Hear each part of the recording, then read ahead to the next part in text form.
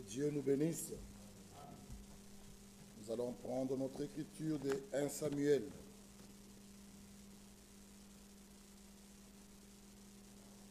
L'obéissance vaut mieux que le sacrifice. 1 Samuel chapitre 15.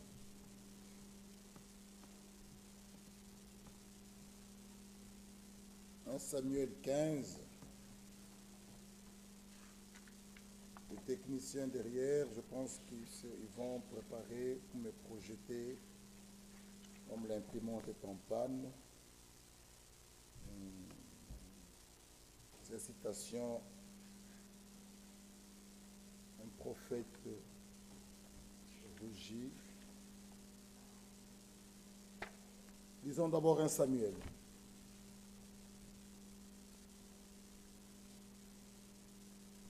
Le verset 2.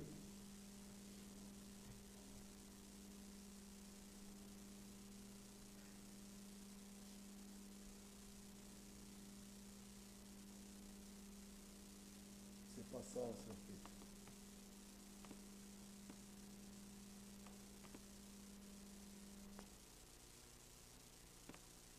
Oui, c'est ça. C'est ça. Oui, oui. Ok. On va remettre l'autre partie. Lisons d'abord le verset 2. Ainsi parle l'Éternel des armées. Je me souviens de ce qu'Amalek fit à Israël lorsqu'il ferma le chemin à sa sortie d'Égypte. L'Éternel s'est souvenu de ce qu'Amalek avait fait à Israël.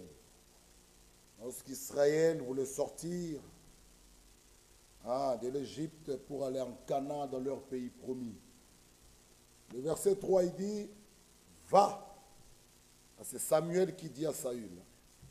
Si vous remontez plus haut, Samuel dit à Saül, c'est moi que l'Éternel a envoyé pour te rendre roi sur son peuple. Maintenant, il lui dit, va, maintenant, frappe Amalek, et dévouer par interdit tout ce qui lui appartient. Tu ne l'épargneras point. Tu feras mourir hommes et femmes, enfants et nourrissons, bœufs et brebis, chameaux et ânes. C'était l'ordre qui était donné de ne rien laisser, de tuer hommes, femmes. Tu trouves un enfant, tuer. Nourrissant, même les bébés à la mamelle, tuer. Ne rien laisser. C'était un ordre. Mais Saül arrive, le verset 4, il convoqua le peuple et on fit la revue. Il y avait 200 000 hommes de pied et 10 000 hommes de Juda. Saül marcha jusqu'à la ville d'Amalek et mit une embuscade dans la vallée. Le verset 8. Il prit vivant à Gad. Est-ce que c'est cela qui était dit? On n'a pas dit de prendre vivant à Gad. On lui a dit de tuer hommes. Tu trouves des femmes, tu tues. Des enfants, tu tues. Des nourrissons, tu tues. Chameaux, tu. Brebis, tu. C'était ça, c'était l'ordre. Mais lui, il arrive, il prend vivant à Gad. Le roi d'Amalek, il dit on va le prendre, il sera notre prisonnier. On va le prendre. Et il dévoua par interdit tout le peuple en le passant au fil de l'épée. Mais Saül et le peuple épargnèrent Agag et les meilleurs brebis. Ils épargnent. Les meilleurs bœufs, ils les laissent à côté. Les meilleures bêtes de la seconde portée. Les agneaux gras, Il dit, ces agneaux sont bien, on va les garder. Et tout ce qu'il y avait de bon. Ils ne voulurent pas le dévouer par interdit. Ils dévouèrent seulement tout ce qui était méprisable et chétif. Il a tué tout ce qui est méprisable et chétif. Tout ce qui n'avait pas une bonne santé, il a tué. Mais il a trouvé tous les brebis qui sont bien, des gros et bien, ils disent, on les garde. Ce n'était pas ce qui lui était dit. Ce n'était pas ce qu'il était dit. Ce n'était pas ça l'ordre. L'ordre était de tuer tout le monde. Hommes, femmes, tout le monde. Vous savez, parfois dans les églises, vous trouvez quand il y a un frère qui a un peu de moyens, on l'épargne. Il vit une mauvaise vie, on ne les touche pas. Des craintes qu'il va partir, il part avec son argent. Mais ceux qui sont un peu méprisables, hein, ceux qui n'ont pas un peu de valeur, qui n'ont pas d'argent, eux, on va vers eux, on va vers eux. Dans l'assemblée du Dieu vivant, ce n'est pas ainsi. Dans l'assemblée du Dieu vivant, de la chair jusqu'au dernier bon, tous, nous devons être exhortables. Tout le monde. Je connais même une assemblée au Congo, à Kinshasa, ils ont même exigé, ceux qui mettent la dîme doivent écrire leur nom sur les enveloppes. Vous savez, ce sont des choses. Maintenant, imaginez-vous, je prends une enveloppe, je vois frère X, 5 000 €, dîme. Déjà, je calcule, je dis, ce frère, donc il a 50 000 € par mois. 10%, c'est 5 000. Ils deviennent des intouchables. Ils deviennent des intouchables. 5 000. Je regarde là-bas. 8 000 de dîmes. Je dis, si ce frère a mis 8 000, donc il gagne 80 000. Je fais des calculs en tant qu'homme. Non. Dans la maison de Dieu, ce que la droite donne, que la gauche ne le sache pas. Nous ne voulons pas connaître ces choses-là. Non, nous restons des humains. 8 000 de dîmes. Je fais des calculs, directement la sœur devient intouchable. Elle vient à l'église mal habillée, elle vient à l'église mal coiffée, et on ne doit pas la toucher, on ne doit pas la toucher. Sinon, 8 000 € partira. Ça, ce n'est pas l'œuvre de Dieu. Dans l'assemblée du Dieu vivant, même si c'est toi qui payais le loyer, si tu n'as pas une vie correcte par rapport à l'évangile, nous allons te suivre. Si la personne est fâchée, mais Dieu prendra soin de son œuvre. Oh, il faut écrire le nom sur l'enveloppe. Tu vois, tu écris ton nom, dépose. Le nom, dépose. Non. Frère, même payer sa dîme.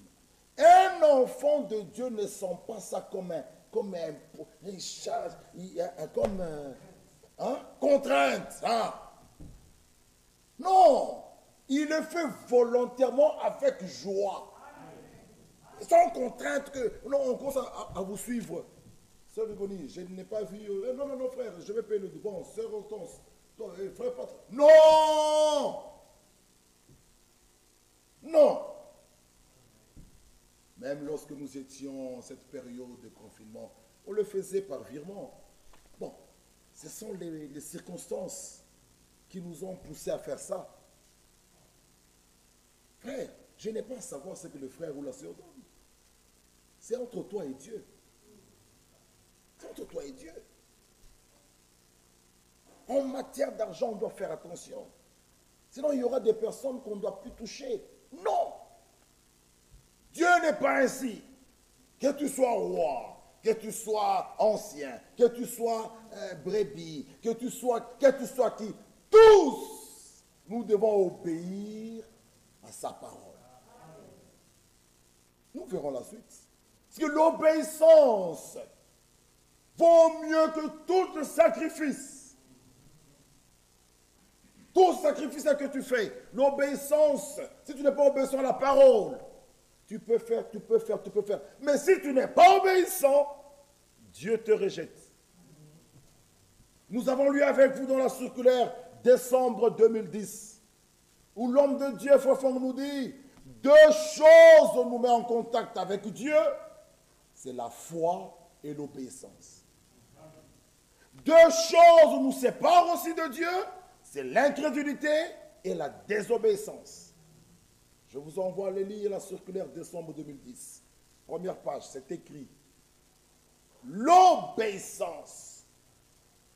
Saül, au lieu de faire ce qu'on lui a dit, lui il garde, il prend des brebis, il garde. Mais il a mis tout ce qui était chétif, méprisable, il a tué.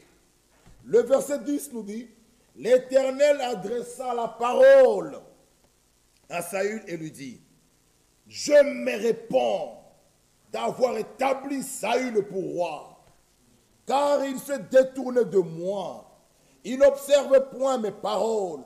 Saül fut irrité, Samuel fut irrité, et il cria à l'Éternel toute la nuit. Il s'éleva de bon matin pour aller au-devant de Saül, et on vint lui dire, Saül est à la Carmel, et voici, il s'est érigé un monument, puis il s'en est retourné, et passant plus loin, il est descendu de Gilgal. Samuel s'est rendu auprès de Saül, et Saül lui dit, regardez, homme de Dieu, sois béni de l'Éternel. Sois béni de l'Éternel. J'observe la parole de l'Éternel. Samuel dit, mais qu'est-ce que donc j'entends? Qu'est-ce que donc ce bêlement de brebis qui parvient à mes oreilles et ce mugissement de bœufs que j'entends? Saül dit, il répondit, ils les ont amenés de chez les Amalécites parce que le peuple a épargné les meilleures brebis et les meilleurs bœufs afin de le sacrifier à l'Éternel ton Dieu. Et le reste, nous l'avons dévoué par interdit. Ah, c'est beau à entendre, mais ce n'était pas ça l'ordre. Ce n'était pas ça l'ordre. Écoutez la suite. Samuel dit, lorsque tu étais petit à tes yeux, n'es-tu pas devenu le chef des tribus d'Israël? L'Éternel n'était-il pas loin pour que tu sois roi sur Israël? L'Éternel t'avait fait partir en disant, va et dévoue par interdit ces pécheurs. Les Amalécites, tu leur feras la guerre jusqu'à ce que tu les aies exterminés. Pourquoi n'as-tu pas écouté la voix de l'Éternel? Pourquoi? Pourquoi tu as désobéi? C'est ça la question. Pourquoi t'es-tu jeté sur le butin? As-tu fait ce qui est mal aux yeux de l'Éternel? Saül répondit à Samuel, j'ai bien écouté la voix de l'Éternel. J'ai suivi le chemin par lequel m'a envoyé l'Éternel. J'ai amené à Gad, roi d'Amalek. J'ai dévoué par interdit les Amalécites. Mais le peuple a pris le butin de brebis et de bœufs comme prémisse de ce qui devait être dévoué, afin de le sacrifier à l'Éternel ton Dieu à Gilgal. Ah! Mon frère, tu voles l'argent et tu viens payer la dîme de ça. N'amenez pas ça à Dieu. Une femme se prostitue, on la paye et on lève un dixième, il dit je vais payer la dîme. De quoi? Non! Dieu exige la sainteté. Dieu, c'est la parole. Saül, au lieu d'obéir, il dit, mais ces bœufs, on va les sacrifier, mais c'est pour l'Éternel. Mais ce n'est pas ce qui était dit. Ce qui était donné comme ordre, c'est de tuer. Mais il n'a pas fait cela. Lui, il pensait que Dieu va être content. Ah, oui, oui, oui, on va sacrifier ces choses de poids. C'est pour moi, ça sera fait. Ça sera au monde. Non! Et Samuel dit, mais non, l'Éternel trouve-t-il du plaisir dans les holocaustes et les sacrifices, comme dans l'obéissance à la voix de l'Éternel? Voici, l'obéissance vaut mieux que les sacrifices. L'observation de sa parole vaut mieux que la graisse de bélier. L'observation de la parole vaut mieux que la graisse de bélier, car la désobéissance est aussi coupable que la divination. La résistance n'est pas moins que l'idolâtrie.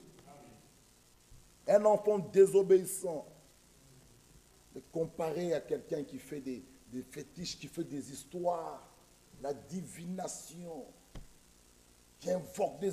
Il est comparable. C'est très fort. Celui qui est résistant à la parole, c'est comme il est un idolâtre. C'est fort, frère. Un enfant de Dieu ne résiste pas à la parole. Il se laisse corriger. La parole doit nous tailler. La parole doit nous donner une forme. La forme que Dieu veut que nous soyons. Laissons-nous corriger par la parole. Laissons-nous instruire par la parole.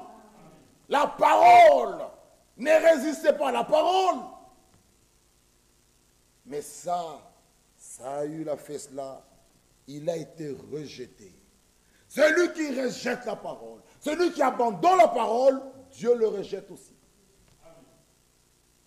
Gardez la parole.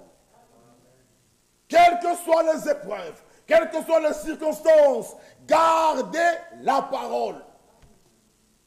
Et en tout, bien-aimés frères, examinez la parole.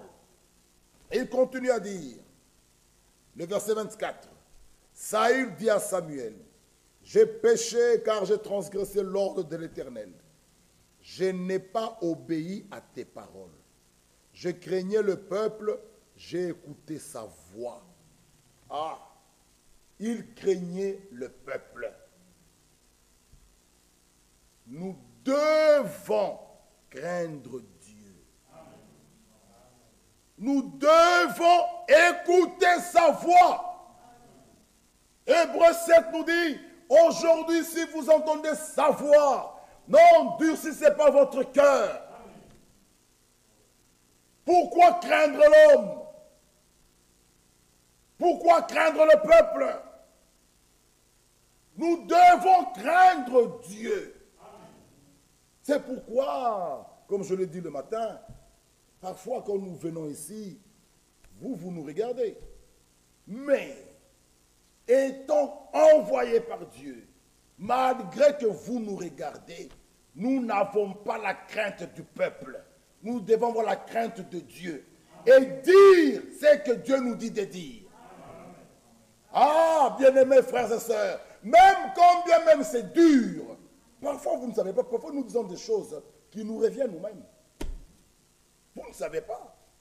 Mais quand le Saint-Esprit t'ordonne de parler, tu dois parler. Écoutez Actes. Actes chapitre... Que Dieu m'aide à retrouver cette écriture.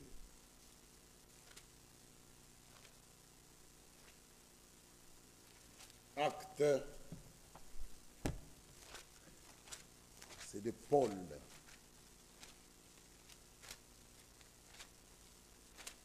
Actes, je vais retrouver cette écriture. Regardez. Ah, Acte 18.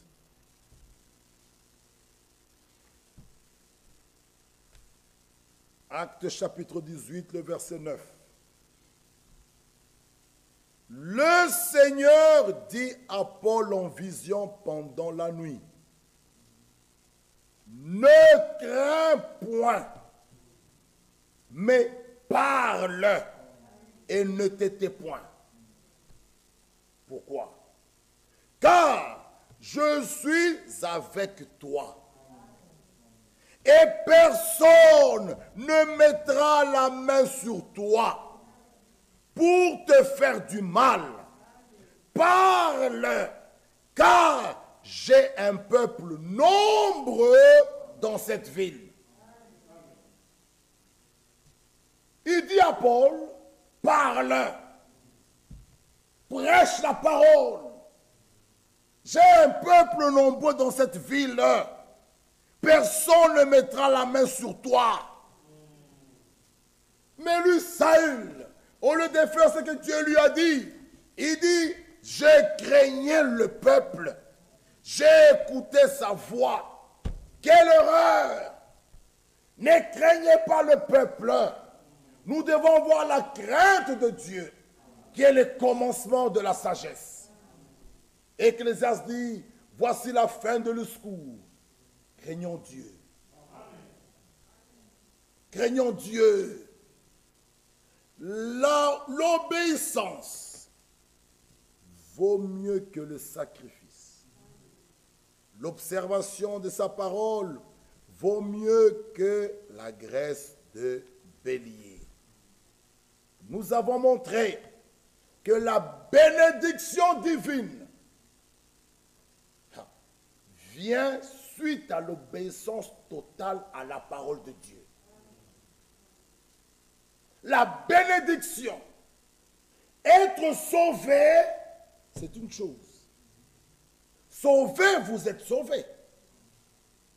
Mais être béni, c'est aussi une autre chose.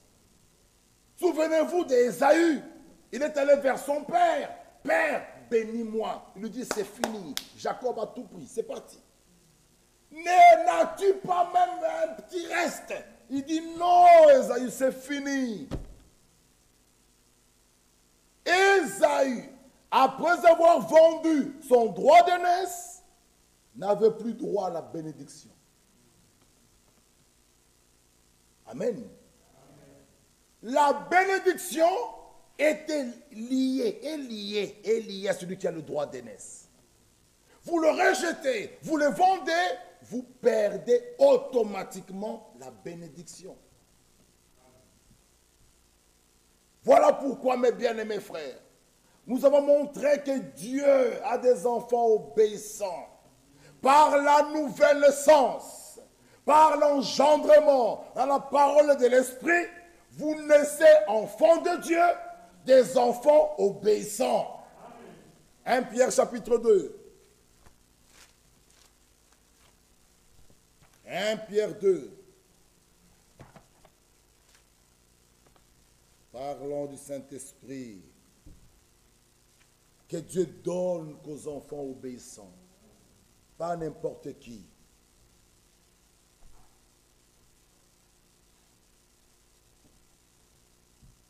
Qui sont élus, 1 Pierre 1, le verset 2, selon la préscience de Dieu le Père. Amen. Amen. 1 Pierre 1, 2, qui sont élus, l'élection, selon la préscience, élus selon la préscience de Dieu le Père, par la sanctification de l'Esprit, afin qu'ils deviennent obéissants et qu'ils participent à l'aspersion du sang de Jésus. Que la grâce et la paix vous soient multipliées. Amen. Dans Exode 24, lorsque Moïse avait pris le livre de l'Alliance pour lire les paroles de l'Alliance, il a pris le sang qu'il avait mis dans un bassin, il a aspergé sur le livre, il a aspergé sur le peuple, et il s'est mis à lire les paroles de l'Alliance. On ne peut pas être peuple de l'Alliance, n'ayant pas le sang de l'Alliance, n'ayant pas les paroles de l'Alliance. Ces trois choses sont inséparables. Dans la Nouvelle Alliance, même chose. Nous sommes le peuple de l'Alliance. Et nous avons le sang de l'Alliance. Et nous avons participé à l'aspersion du sang de Jésus. Ce n'est plus le sang de l'agneau et des boucs, non. c'est le sang de l'agneau parfait. Nous avons participé à l'aspersion du sang de Jésus. Et ce sang-là nous rend purs. Le sang de Jésus nous rend saints, nous sanctifie. Ce sang-là ôte les péchés. Et l'Écriture dit, nous avons participé à l'aspersion du sang de Jésus-Christ. Et la vie qui se trouve dans ce sang revient sur le croyant. C'est que nous parlons du baptême du Saint-Esprit. La vie de Jésus. Et qui contient toutes les vertus. Revient dans le croyant. Voilà pourquoi l'Écriture nous dit ici, lisez avec moi, 1 Pierre 2, 1 Pierre 2, le verset 9, j'aime bien cette Écriture, regardez, 1 Pierre 2, verset 9, vous au contraire, vous êtes une race élue. Amen. Amen. Vous le croyez? Amen. Vous êtes une race, pas n'importe quelle race, une race élue. Un sacerdoce royal, une nation sainte, un peuple acquis. Maintenant, regardez. Nous sommes une race élue, un sacerdoce royal, une nation sainte, un peuple acquis. Pourquoi? Afin que vous annonciez. C'est à vous d'annoncer. Lui vous a élu. Il a fait de vous un sacerdoce royal, une nation sainte, un peuple acquis par son propre sang. Vous avez participé à l'aspersion du sang de Jésus. Mais pour faire quoi? Afin que vous annonciez les vertus de celui qui vous a appelé des ténèbres à son admirable lumière. Vous qui autrefois n'étiez pas un peuple et qui maintenant êtes le peuple de Dieu. Vous qui n'aviez pas obtenu miséricorde et qui maintenant avez obtenu miséricorde. Bien-aimés, je vous exhorte, comme étrangers et voyageurs sur la terre, à vous abstenir de convoitises charnelles qui font la guerre à l'âme.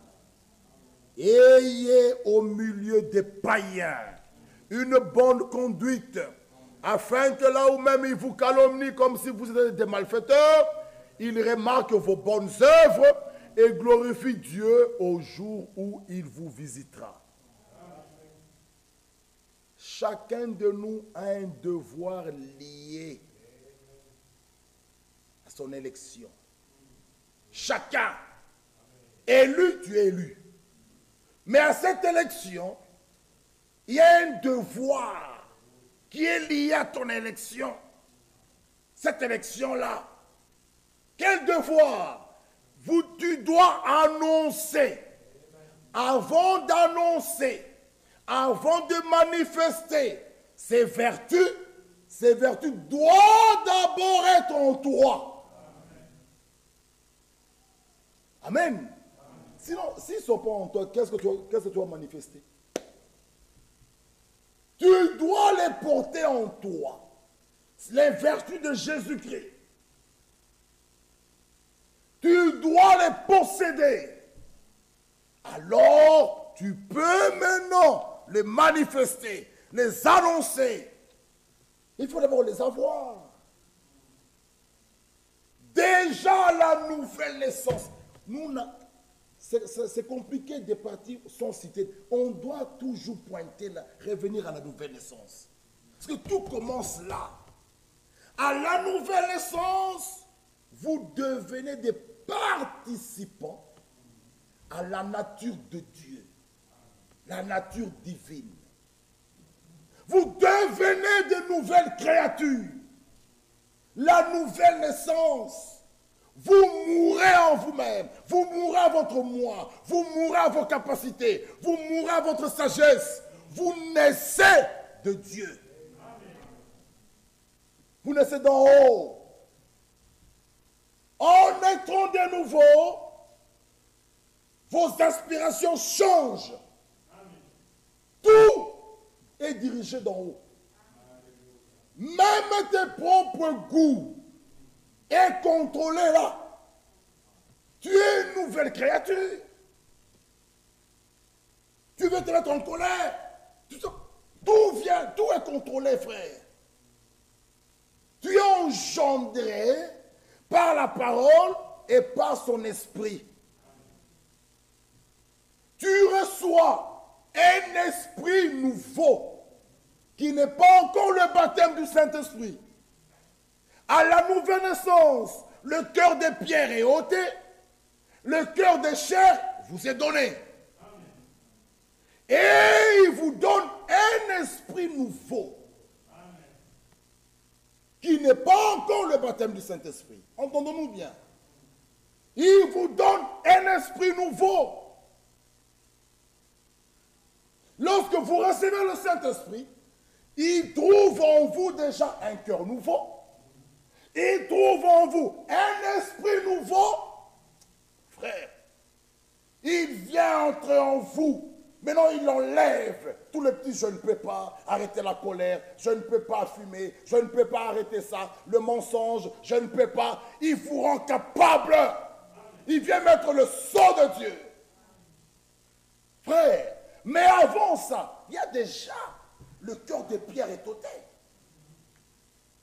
Ah, il vous donne un esprit nouveau. Écoutez, je pense que je l'ai. Pourquoi tant de chrétiens trouvent-ils des difficultés de vivre une vie chrétienne? Écoutez, oh, c'est compliqué.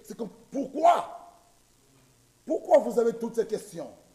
Écoutez ce que Frère Madame nous dit. Je pourrais trouver. Ah, ma Bible est là.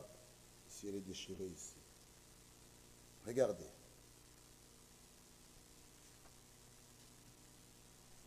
Dieu m'aide. C'est important, mes bien-aimés frères. Oh.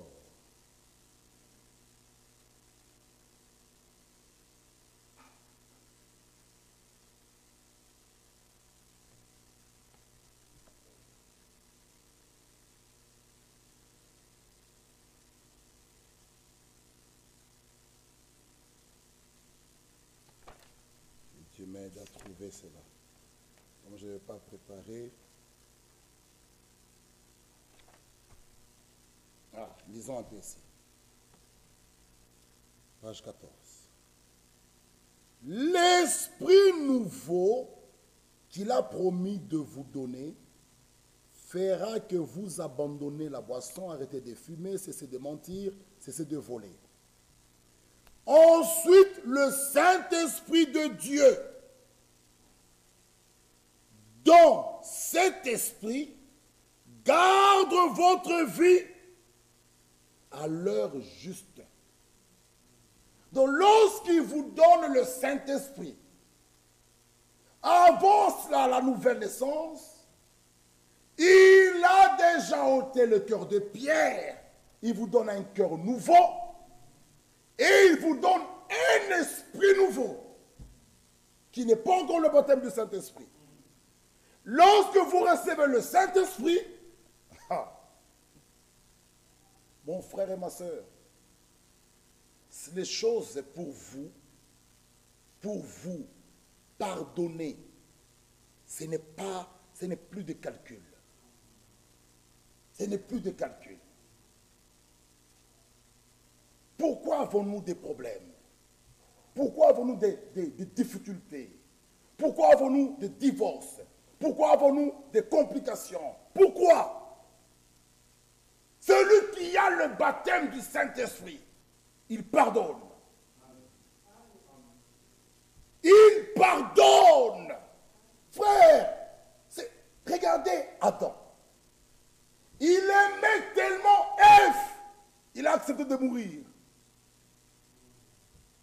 Ève va pour vouloir apprendre une autre doctrine, une autre prédication à Adam. Il dit, voilà ce que je viens d'apprendre là. Le serpent, il m'a, voilà. Mais Adam pouvait dire, mais Adam a accepté de mourir.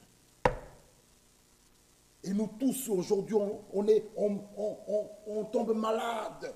On enterre nos bien-aimés. Pourquoi? Par un seul homme, par sa désobéissance. Il a écouté la voix de sa femme. La mort est entrée. Jésus vint, obéissant jusqu'à la mort. Il nous a ramené la vie. Il est venu nous chercher là où nous étions, bien-aimés frères. Pourquoi avons-nous tant de problèmes, des difficultés? C'est pourquoi, mes bien-aimés frères, la nouvelle naissance d'abord est capitale. Le cœur de Pierre est ôté. Il vous donne un cœur de chair. Et il ajoute, il vous donne un esprit nouveau. Le Saint-Esprit de Dieu, dans cet esprit, garde votre vie à l'heure juste. Vous pouvez être au sommet de la montagne, tout le temps, même si les choses qui arrivent sont bonnes ou mauvaises, même si vous vivrez ou vous mourrez, vous gardez encore la victoire. Frère, le Saint-Esprit, nous lirons encore quelque chose d'autre ici. Nous devons soupirer, nous devons, je ne sais pas comment dire, nous devons le désirer. Nous devons ça doit être dans nos prières, hein, demande au chapeau, demander à Dieu, c'est bien l'école, les papiers, c'est bien, mais le Saint-Esprit doit être notre prière de tous les jours. Combien même tu l'as, tu continues, remplis-moi davantage, bien-aimés frères, que le Saint-Esprit de Dieu soit en nous, parce qu'il dit, je vous l'enverrai, il sera avec vous. Oui, avec nous, c'est bien. Et la question principale, qu'il soit en toi. Être avec nous, oh Emmanuel, Dieu avec nous, c'est bien. L'onction peut venir sur tout le monde. Mais la question que nous devons être sûrs, est-ce qu'il est en moi? Qu'il ne soit pas seulement avec moi, mais qu'il soit en moi. Ça doit être notre prière. Et si tu l'as, oui, l'Écriture dit, pour le mariage, il faut une fille de Dieu née de nouveau. Un fils de Dieu né de nouveau. Mais s'il a le Saint-Esprit, ou elle a le Saint-Esprit, oh, mon frère bien-aimé,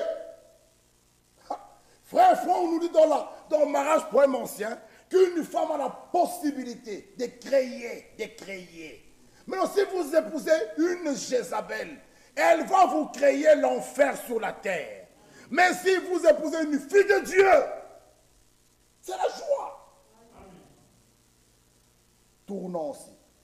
Si aussi un païen, un circoncis t'épouse, ça sera le ring de boxe tout le jour dans la maison. Mais c'est un fils de Dieu, ça sera aussi la joie. Parce que souvent nous allons toujours du côté des femmes, mais aussi un païen, un circoncis. Qu'est-ce qui va t'amener de bon? Même s'il a beaucoup d'argent, tu seras son ring. Chaque jour te poupe, chaque jour te poupe. Non, mais celui qui a le Saint-Esprit, ses mains, ne peut plus boxer. Non, nous allons chanter pour lui. Nous imposons ses mains aux malades. Toi, tu les imposes à malade et tu boxes ta femme. Non! Le Saint-Esprit nous rend capables. Enlève tout le je ne peux pas. Arrêtez de ne plus boxer. Il te rend capable de vivre toute la parole. Le Saint-Esprit, Dieu dans la personne. Tu deviens une personne merveilleuse. Quand on te voit, frère, quand on te voit, même Satan te craint. Tu lui appartiens plus. Tu appartiens à Dieu. L'enlèvement est pour toi. Quand on te voit, on voit la joie, on voit la bonté, on voit la douceur. Le Saint-Esprit de Dieu, c'est une réalité. Ça ne doit pas rester de l'histoire. Combien demandent le Saint-Esprit aujourd'hui? Baptême, pour lui, c'est fini. On vient à l'église, on entre. Les petits sacs, on entre. Les brochures, on entre. On chante, on entre. On sait. Non! Les croyants d'autrefois, on les baptise dans l'eau, ils commencent à examiner leur vie. Et puis, allez demander aux croyants d'autrefois. Ils venaient, mes frères, ça fait 10 ans. Je ne l'ai toujours pas. C'était ça leur souci premier. C'était ça. Comment est-ce que je ne l'ai pas? Paul arrive. Il n'a pas posé aux gens, avez-vous déjà acheté une salle? Avez-vous des papiers? Non. Avez-vous reçu le Saint-Esprit après avoir cru? Parce que ça, c'est la promesse du Père. Acte 2, 32 est clair, 38 est clair. Vous recevez le don du Saint-Esprit. Mais c'est notre promesse. Paul pose la question. Il dit, mais de quel Saint-Esprit tu nous parles? Il dit, bon, de quel baptême avez-vous reçu? De Jean. Ah, j'ai compris. Vous connaissez la suite. Mais aujourd'hui, qui se soucie de cela? Qui? On a pris le baptême pour tout le monde.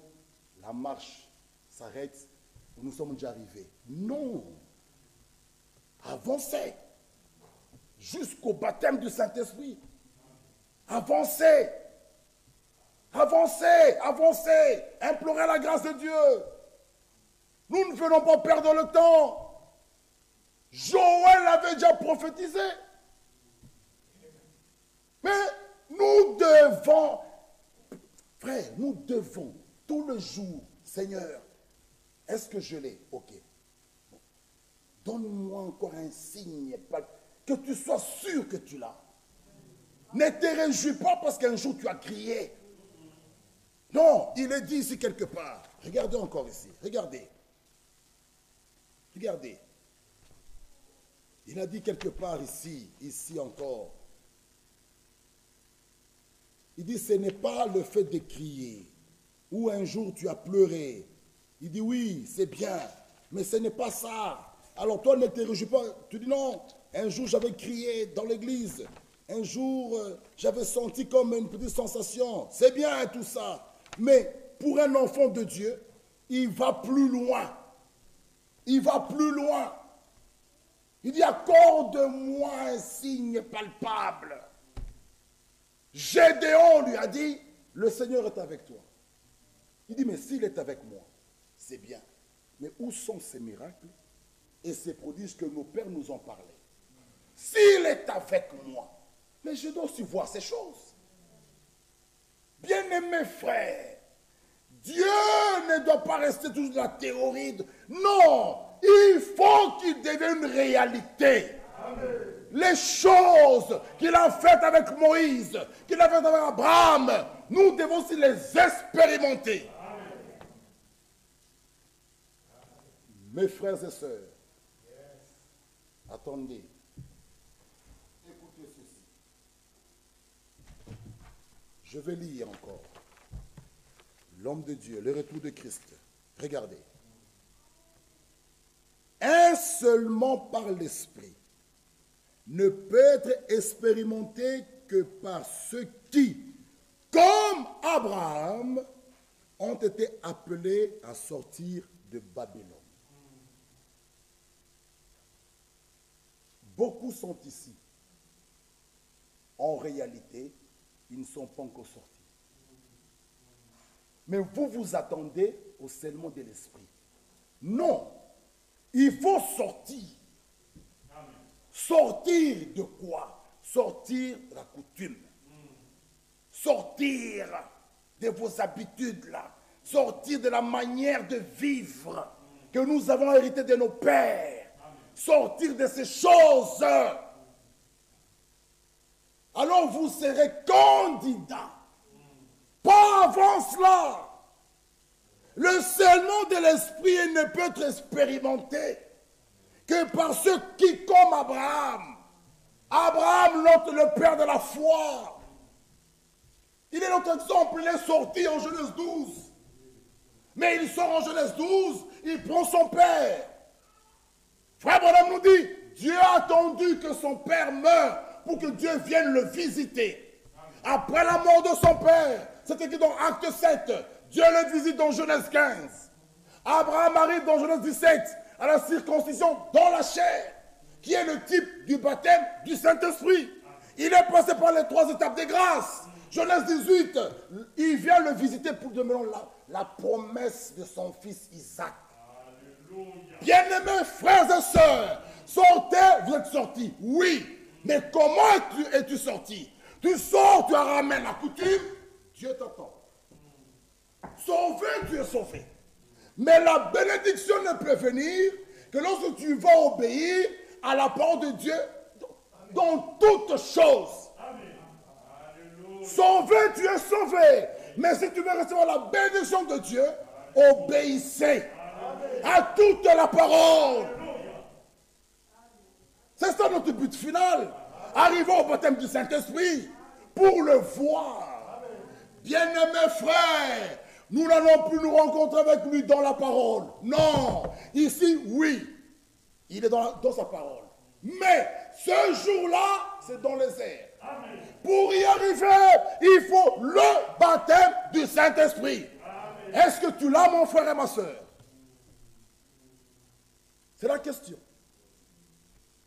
C'est la question. Que Dieu nous aide. Qu'est-ce que le Saint-Esprit? Il nous dit ceci.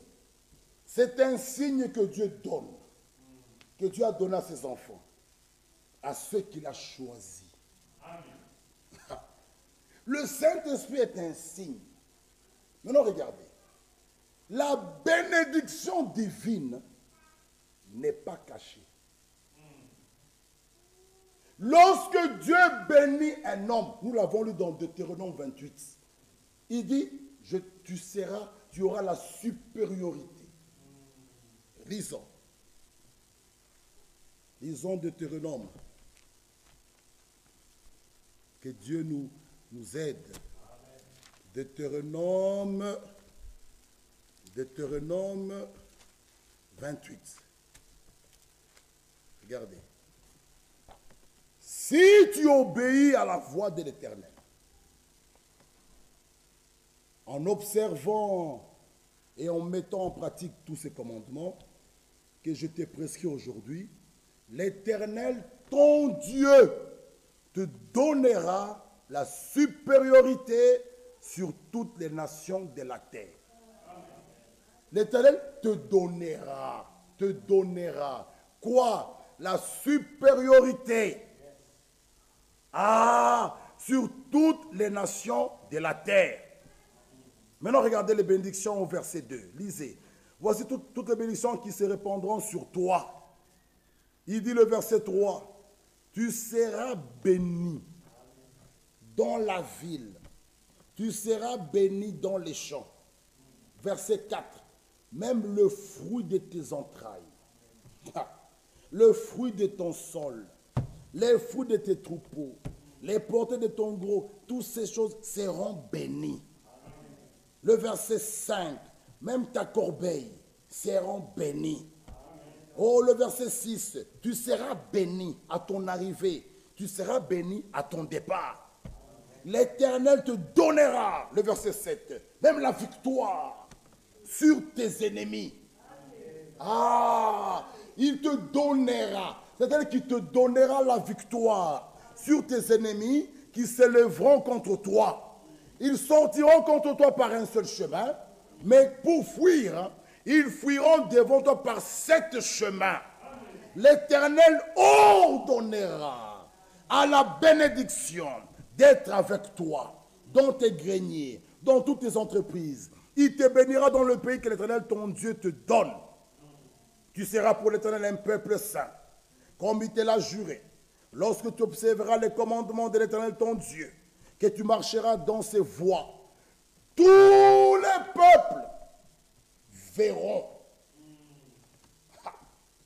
Tous les peuples verront Frère, ceux qui ont vendu Joseph, ceux qui ont été jaloux, à la fin, ils pouvaient voir que ce Joseph ici est béni de Dieu.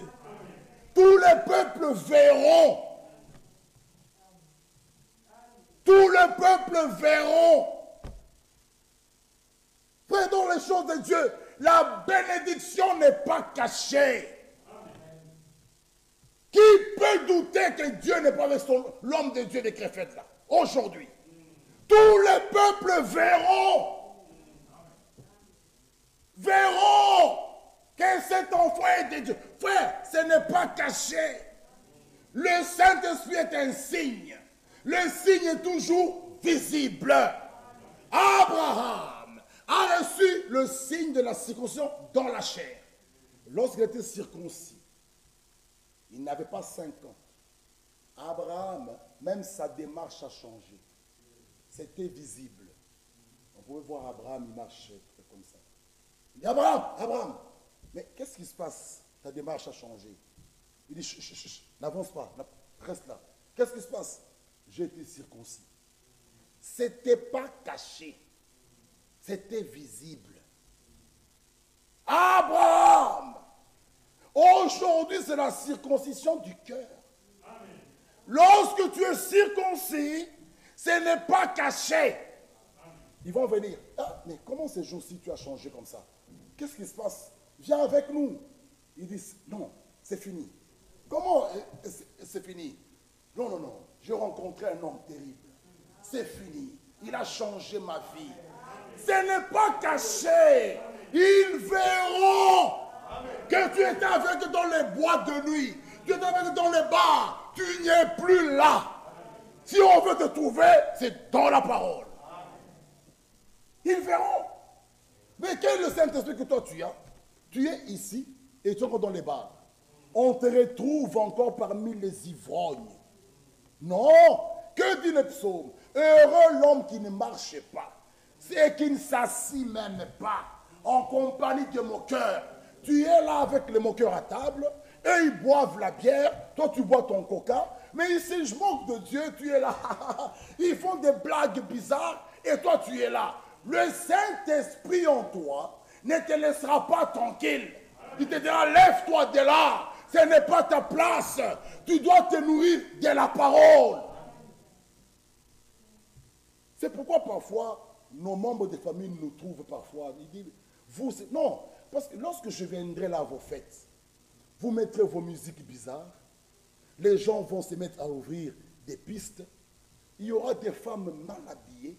Là, tout ça, les seins dehors. Et moi, je suis les pieds dehors. Des hommes qui fument. Après, ils vont aller prendre des femmes.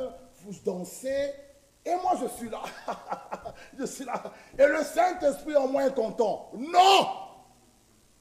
Il te dira, c'est pas ta place. C'est pas ta place. C'est pas ta place. C'est pas ta place. Tu vas t'élever et partir. Mais quand quelqu'un aujourd'hui se sent bien parmi les fêtes des païens, et chose grave, j'ai ma nièce qui s'est mariée. Samedi, mariage. Je reste à son mariage jusqu'au matin. Une fête des païens. Et ce qui est grave, je m'absente du culte dimanche. Tu n'as pas le Saint-Esprit. Même si tu avais crié un jour ici. Une fête païenne t'es fait absenter tu rentres chez toi à 5 heures du matin. Et tu dis, frère, je ne venais pas à l'église, je suis fatigué. J'étais hier à la fête. Des païennes. Avec plein de païennes. Des femmes mal habillées, des gens là qui dansaient, qui buvaient. Quel est ce Saint-Esprit en toi? Quel est ce Saint-Esprit en toi? Disons-nous un peu la vérité. Tu rigoles là. Et le dimanche matin, tu ne sais pas te réveiller. Parce que tu étais à une fête païenne. Où Jésus n'a pas été honoré. Non. Réveillons-nous mes frères et sœurs. La fête où Jésus n'est pas honoré, je ne suis pas le bienvenu. Là, c'est pour les élus. Là, vous allez me critiquer. Qui dois-je plaire? Dieu ou la famille? Dieu ou le peuple? C'est Dieu. Là, c'est pour les vainqueurs. C'est pour les élus qui mettent Dieu au numéro 1. Qu'est-ce que la famille? Qui peut se mailler? Mais Dieu au ciel, il me regarde. Il dit, ils ne mettront pas la main sur toi. Parce que tu as pris position pour moi. Bien-aimé frère, Dieu, mettez-le numéro 1. Même un jour, ton fils sera en coma. Tu vas crier. Il va dire, mon fils a toujours eu position pour moi. Je vais le visiter. Mais si vous ne l'honorez pas, un jour, vous allez pleurer. C'est pourquoi vous allez commencer à crier, frère Michel, frère Job. Et toi, où est ton Dieu? Où est-il? Nous étions en confinement. Personne ne pouvait voir qui. Mais chacun est avec son Dieu. Chacun est avec son Dieu. Il n'y a pas de frère Michel, il n'y a pas de frère Jean-Claude, Tchouza, frère Job, frère Ephraim. Oui, non, c'est toi et Dieu. C'est là qu'on voit s'il y a une vie d'intimité. Tu parles, il te parle. Ma soeur, elle était là-dedans. C'est là qu'on voit la vie d'intimité, cette communion de père et fille, père et fils. Continue à jouer. Ce jour arrivera. Tu appelles, mon GSM déchargé. Comme par hasard. Tu appelles frère Job, il ne passe pas. Comme par hasard. Tu appelles, mais non, tu regardes ta femme. Chérie, qu'est-ce qu'on fait? Qu'est-ce qu'on fait? Mais prie. Prie. Tu étais à ta fête là. Prie. Ta conscience te condamne déjà. Les frères Michel ne prend pas. Tu vois les conducteurs. Prie. Prie, prie. Voici les miracles qui accompagneront ceux qui auront cru. Pas les prédicateurs, ceux qui auront cru. Même toi, sœur, prie. Mais comme vous connaissez déjà, vous voyez, c'est ça les diacres. On les appelle, ils ont été à LGSM. Et toi, ta ligne est coupée. Ta ligne est coupée. Prie. Prie. En ce moment-là, c'est lui qui est de Dieu. Il dit, ils ne sont pas allumés. Ok, je vais l'invoquer. C'est là qu'on voit si tu as les unités pour l'atteindre. Bien-aimés frères, le Saint-Esprit en nous. Oh, c'est là qu'on voit si tu as les unités pour l'atteindre. Oh, vous n'avez plus d'unité. Ah, bon, il faut les charger. Mais quand tu l'as, il est chargé à tout moment. Frère, réveillons-nous, Jésus vient bientôt. Il y aura un temps où on ne va plus nous trouver comme ça. Tu ne sauras pas venir chez moi. Chacun sera là. Femme, enfant ou bien seul. Mais même si tu es seul, ma soeur Gégoni, tu es seul chez toi. Toi-même, mets-toi à genoux. Si... Ah, je ne sais pas comment dire. Tu es capable de lui parler. Il te répond. Mes frères bien-aimés, réveillons-nous. Il est grand temps. Il est grand temps. Nous sommes en train de jouer. Aujourd'hui, nous sommes là avec des cravates. C'est parce que Dieu est encore bon envers nous. Il suffit que dans ta maison, là, tu fais des fiers, vous ne voulez plus prier. C'est parce que tu te réveilles même. Malgré que tu es rebelle, Dieu t'aime encore. Malgré que tu es rebelle, mais Dieu t'aime encore. Il te laisse ce matin, tu te réveilles. Même la connexion, tu boudes. Avec les enfants, nous on ne va plus prier. Mais le jour que ça arrivera, l'enfant t'appelle, tu vas dans sa chambre, il ne sait plus bouger. Là, tu vas commencer à crier, l'Éternel est mon berger. Comment ton berger? Il n'est pas un garçon de course. Quand tu avais la vie et la santé, tu l'as boudé. Tu as fait tes histoires. Aujourd'hui, tu commences à pleurer, tu commences à mettre des petits versets. Non, ça c'est faux. Ça c'est faux. Tu lances des petits versets sur ton statut. Ça c'est faux, c'est faux, c'est faux. C'est faux, c'est faux. Des temps vivants, avec ta santé, loue Dieu. Quand tu seras malade, tu l'invoqueras, il te répondra. Mais vous êtes en bonne santé, vous ne le louez pas, vous ne venez pas à l'église, vous ne l'adorez pas, vous devenez malade, alors vous commencez à écrire, mettre des petites musiques sur les statues, c'est quoi? Mettre des petites musiques, Kolo, Sunganga, c'est quoi? C'est quoi? C'est quoi? C'est quoi? C'est quoi? C'est quoi? C'est quoi? C'est quoi? C'est quoi? C'est quoi? C'est quoi? On doit vous dire c'est faux. Dieu, quand il regarde, il dit voilà, voilà, voilà, voilà, tu étais bien ici. Est-ce que tu écrivais Kolo Sunganga? Tu étais bien, tu n'as pas pensé à moi. Tu étais bien, tu m'as oublié. Tu avais ta voiture, tu ne venais même pas à l'église. Mais il suffit, j'entends comme si c'est le Covid. Là, l'Éternel est mon berger. Il n'est pas un garçon des courses. Nous, frères et sœurs, nous le servirons, nous allons le servir. En bonne santé, tu le sers. Malade, tu le sers. Et là, il ne te délaissera pas. Servez l'Éternel, bien-aimés frères. Aimez-le. Ne fabriquez rien. Ça, c'est fabriquer des choses. Vous voulez montrer aux gens quoi?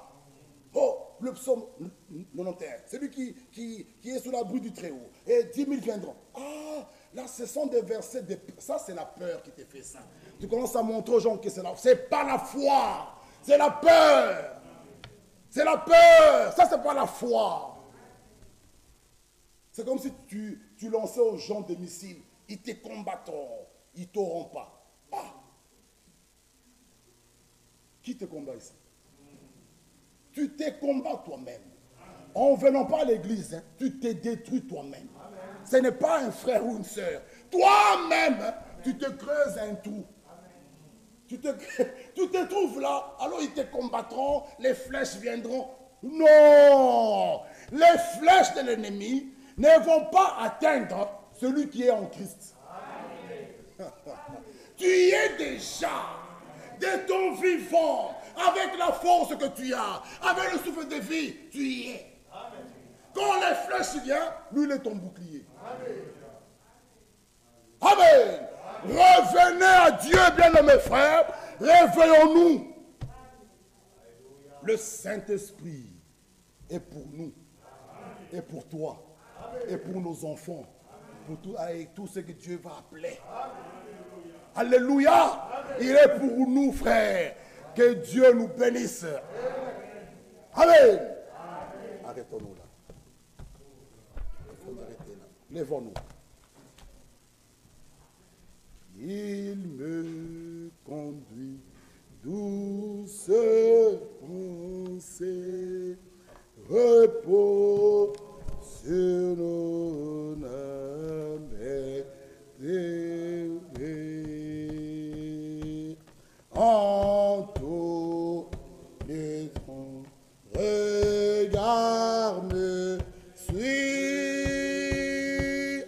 et sa main, il me conduit, il me conduit, il me conduit désormais pour lui, je veux vivre.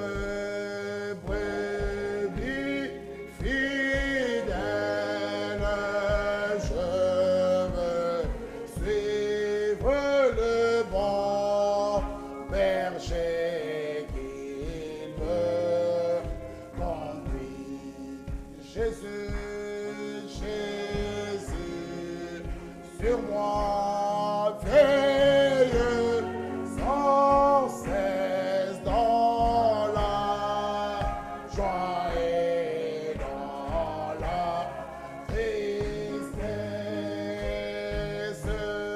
dans le jour comme dans la nuit.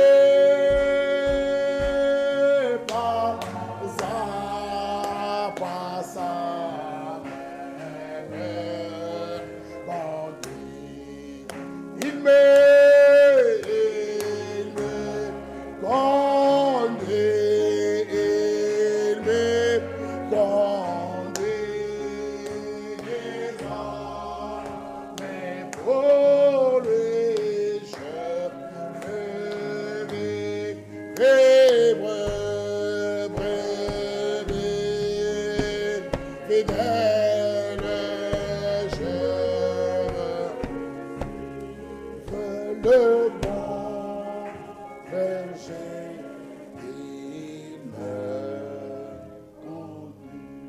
Avant de prier, ma soeur, reprojette-moi un peu. J'aimerais juste lire et nous allons parler de cela mardi, Dieu voulant. Regardez. Non. L'autre, ma soeur Félix.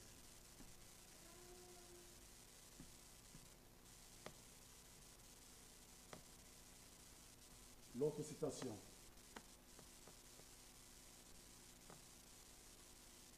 Je vais juste lire pour vous.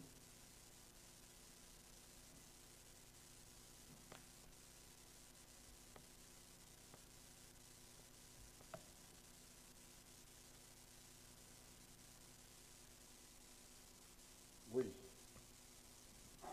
Attends. L'autre partie, c'est 18.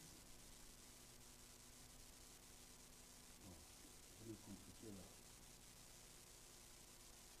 Mais simple. Remettez un peu l'autre. Le diable fréquente. Oh. Non. Oui, là, non. Ainsi, le diable fréquente l'Église. Le diable. Le diable est membre d'Église. Le diable agit comme un chrétien. Amen. C'est un séducteur. Et s'il n'agissait pas comme un chrétien, il n'agissait pas comme une église, il ne serait pas un séducteur. Si la différence était nette comme être le blanc et le noir, personne ne pourrait être séduit. Vous voyez? Donc s'il n'agissait pas comme un chrétien, s'il n'y avait pas cette différence nette, personne ne pourrait être séduit. À moins que, si les deux étaient diamétralement opposés, mais la Bible dit que dans le dernier jour, cet esprit serait si proche de la chose réelle qu'il séduirait même les élus si c'est possible. Mes amis, nous y sommes. La Bible dit dans 2 Timothée, ayant l'apparence de la piété, réunions ceux qui ont fait la force.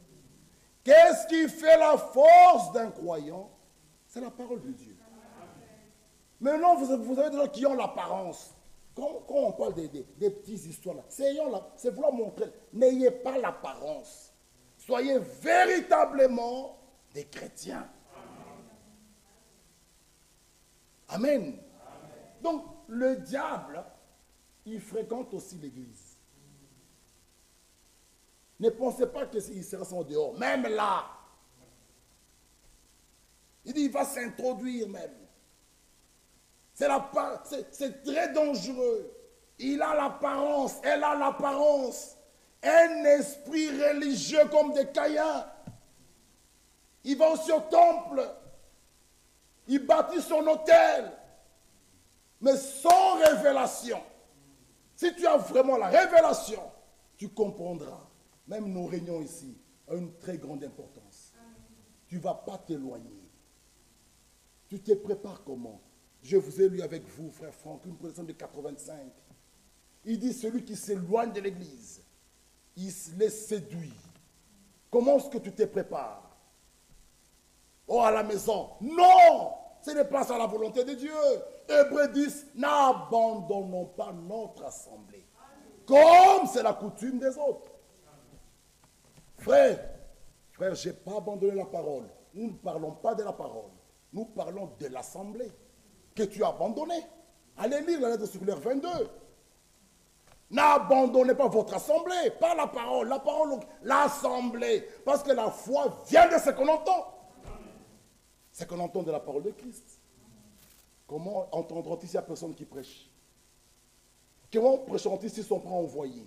Maintenant, toi, tu es chez toi. Qui te prêche là? Oh, j'écoute les bandes. Oh, je lis. La foi ne vient pas de la lecture. Vient de ce qu'on entend. Amen. Béni soit le lien. Béni.